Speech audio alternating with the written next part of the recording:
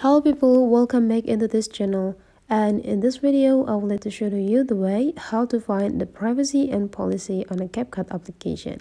So the first thing that you have to do now is just go open your CapCut application,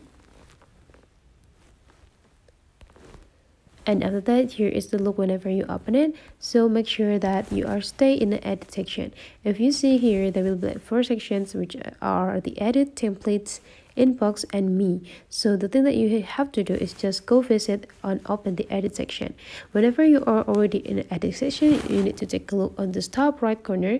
There will be like 2 icons right here, so you just need to go click this part to visit the settings.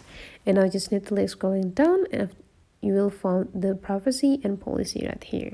So you just need to go click it and wait until the CapCut give you the access of the privacy and policy, and you just need to go read everything on the screens and understanding every point of their privacy and policy.